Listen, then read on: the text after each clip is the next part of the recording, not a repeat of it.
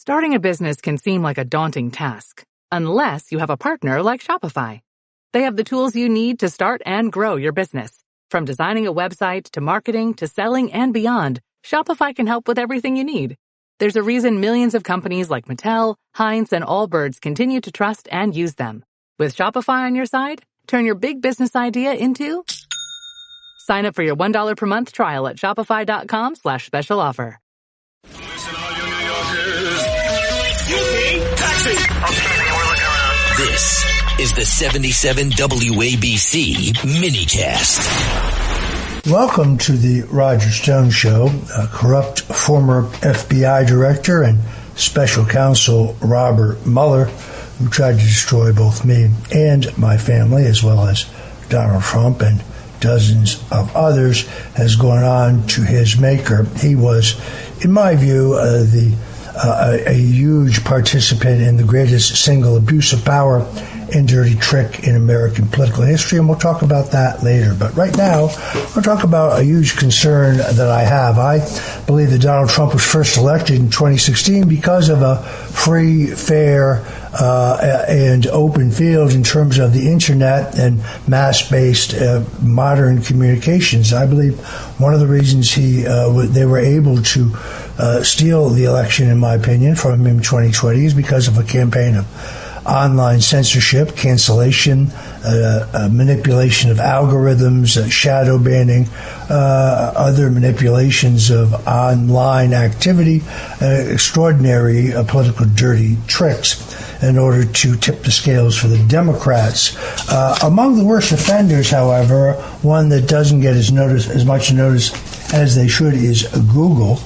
And Dr. Robert Epstein, who I must acknowledge is literally one of the smartest human beings I have ever met. I'm fascinated by every one of his interviews, is a senior research psychologist at the American Institute for Behavioral Research and Technology. He has a PhD from Harvard. He's a former editor of Psychology Today, but he's also, more interestingly to me, a pioneer in the study of online manipulations. Dr. Epstein is by no means a Republican, a conservative, a Trump supporter. He's essentially a scientist in this case.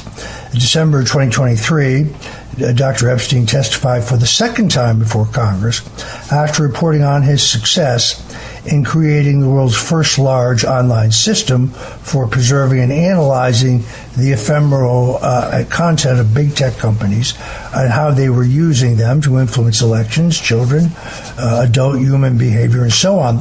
He's built an amazing dashboard. You can go yourself to AmericanDigitalShield.com.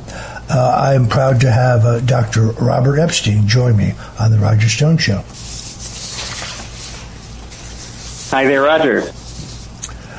So, Dr. Epstein, you have opened my eyes. I see the executives from Google going to the Trump White House, kissing the great man's derriere, pretending in some way that they didn't try to tilt two elections against him and later destroy him. Sundar Pichai at the Trump White House to discuss government partnerships, workforce investment, and political concerns about Google. The Alphabet executives show up at the meetings during the Trump transition. They certainly pay for all of the high-priced tickets at Trump's inauguration.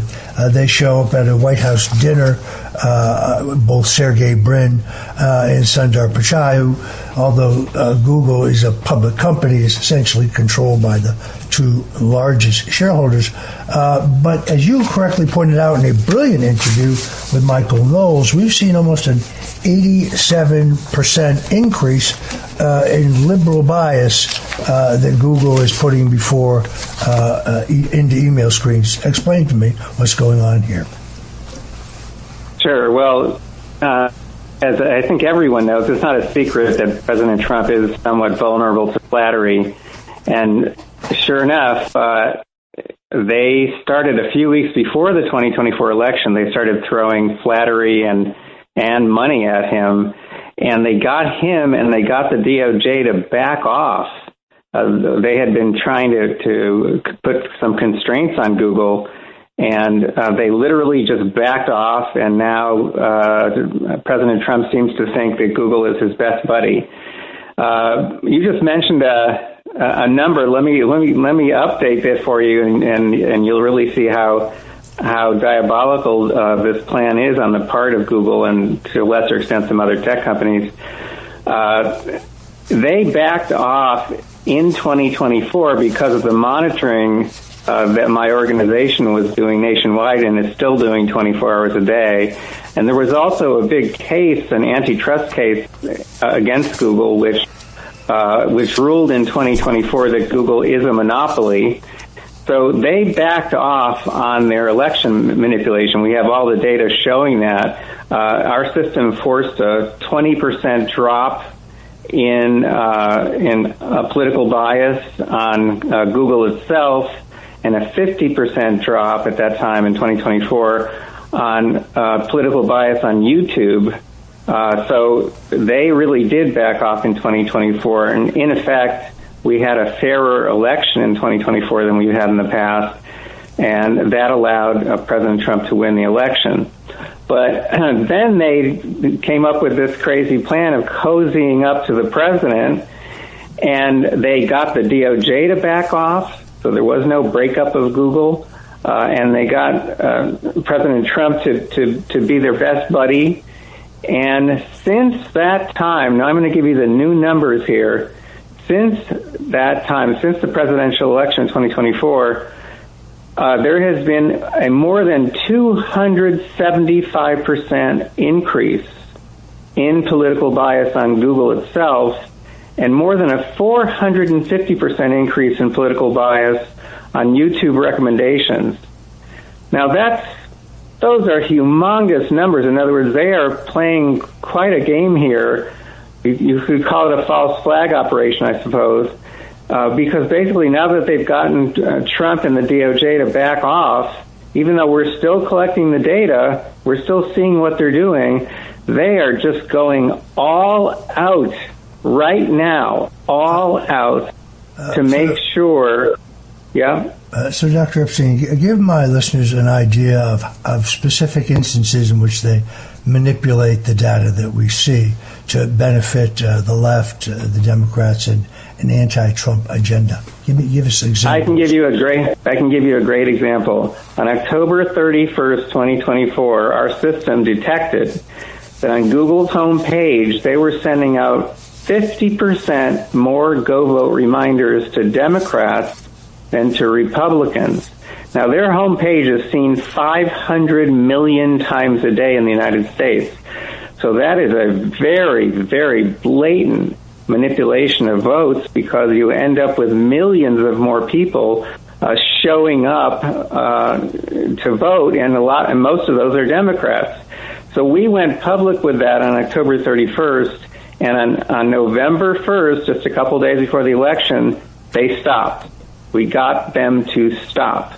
So from that point on, the 1st until the 5th of November, they did not send out more Go Vote reminders to members of one party.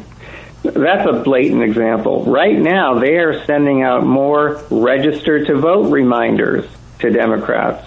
Very soon, they're going to be sending out more mailing your ballot reminders to Democrats. And then, of course, they're going to do it again as we get closer to the election. They are going to send out more Go Vote reminders to Democrats.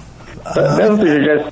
That's interesting. I actually think that's an illegal campaign, illegal corporate campaign contribution. In fact, in violation of federal election law. Doesn't mean that they, of course, will be prosecuted for it. I think that many people who want a free, unfiltered dialogue on the internet feel just because Elon cracked the monopoly and established an extraordinary beachhead for free speech and free expression, that issue has disappeared. Meanwhile, the manipulation, particularly by Google, but also on Facebook, on Instagram, on YouTube, continues to this day. And it will have a deleterious effect in the 2026 election. I think they realized after the election of Trump that they had to try to get the toothpaste back in the tube. They put in all this manipulation, central manipulation to create this wall of censorship and cancellation, manipulating the algorithms. So if you defended Trump, you would be limited who saw your defense, for example. And the way you have charted this in a completely scientific, not a predetermined desire, but again, I urge people to go to America's, that's with an S, digitalshield.com. You also just posted an extraordinary piece called The Case Against Gmail. This is, you say, we trust our email providers to be neutral carriers of our private thoughts. Google has traded that trust for a surveillance model that scans, stores, analyzes, and manipulates that data. In an era of invisible algorithms, how do we build a digital world where free doesn't mean surrender? It's a brilliant, brilliant piece. We've got about 2 minutes before the break, but why don't you begin to take us down this trail? Sure. This is a piece I've been wanting to write for years and years, because most people in the whole world use Gmail, and they don't even realize what's going on. Gmail is nothing like the U.S. Postal Service. They have no obligation to deliver your mail. They very frequently, and they've done this to the Republicans, they divert the emails into people's spam boxes so they never see them. So Gmail is a tool of manipulation and surveillance. It is nothing like the U.S. Postal Service or any national postal service. It is a scam. What do we got on? I absolutely agree. And we're going to have about 20 swing districts. The ability to geo-target their mischief is particularly troublesome to me. And the president has to recognize that despite the fact that all these tech executives who jointly, whether it's Tim Cook or any Mark Zuckerberg or any of the titans of the Silicon Valley who may be now showing up for dinners and conferences, these people tried previously to kill him in an unprecedented effort at censorship, cancellation, and manipulation of what people can see. Google is torquing up to do it again, and it will be meaningful in the midterm elections, in which I suspect it boils down to about 20 swing districts, and they can geo-target, as I say. I expect the Republicans to be more than competitive. The war certainly was unforeseen, but I'm convinced that the Republicans still can win the House and hold the Senate. I call those who are panicking at this point panicans. I'll be right back with Dr. Robert Epstein, one of the most brilliant people I know, who has done a deep dive on how Google is manipulating our attitudes about virtually everything. We're talking to Dr. Robert Epstein. He is the senior research psychologist at the American Institute for Behavioral Research and Technology, former editor-in-chief of Psychology Today, has a PhD from Harvard, has published 15 books and hundreds of scientific and important empirical articles. He's also a pioneer in the study of online manipulation, and he doesn't come at this from a political point of view. He's an unbiased scientist, but he did email me the other day saying that the online environment for conservatives is rapidly getting worse through these manipulations by big tech. Between Election Day of 2024 and today, this was several days ago, 2026, liberal bias had increased 276% on Google search and by 457% on YouTube. That means they're boosting liberal content and suppressing conservative content. You had a brilliant interview with Michael Knowles. I want to go back to your brilliant piece on why you don't use Gmail, why you argue that Gmail is really a surveillance program that steals all your data. What do they do with that data when they obtain it? Well, they sell it, and they also share it with intelligence agencies, and most importantly, they use it to build models to manipulate us more effectively. And that's the really scariest part. And if people want to learn about the dangers of using Gmail, they can go to my brand new essay that was just published. It's at thecaseagainstgmail.com, thecaseagainstgmail.com. You need to be informed about that, if nothing else. We're also expanding now our monitoring to try to make the midterms into free and fair elections. And so we're trying to expand now into those 20 battleground races. If people want to know more about that and see our monitoring system in action, which is running in all 50 states, by the way, 24 hours a day, they can go to americasdigitalshield.com. If people want to help us, there are instructions there about how they can help us. They can sponsor one of our field agents. Again, that's americasdigitalshield.com. And in general, if you want to protect yourself and your family from online surveillance and manipulation, please take a look at my website, which is myprivacytips.com. That's myprivacytips.com. And Roger, I want to thank you so much for taking an interest in what we're doing and for understanding what we're doing, because most people are completely in the dark when it comes to the surveillance and the manipulation by these big tech companies. In the modern age, he who controls communications controls the political narrative and dialogue. And there was a period, it's still very true in many cases, where if you questioned the official narrative, whether it's about the integrity of elections or whether it's about the safety and efficiency and effectiveness of vaccinations, or whether it is about any number of Russian collusion, or whether Hunter Biden's laptop was real, whether it was Russian disinformation, you would simply be silenced and taken off the chessboard in terms of communications. Free, fair, honest elections absolutely depend on a level playing field and everybody being able to communicate in an even way. That is our goal. Strongly urge you to send a contribution to americasdigitalshield.com. They're doing vital, indeed important work that could help save the country. I'm Roger Stone. You're listening to The Roger Stone Show, and we'll be right back with more.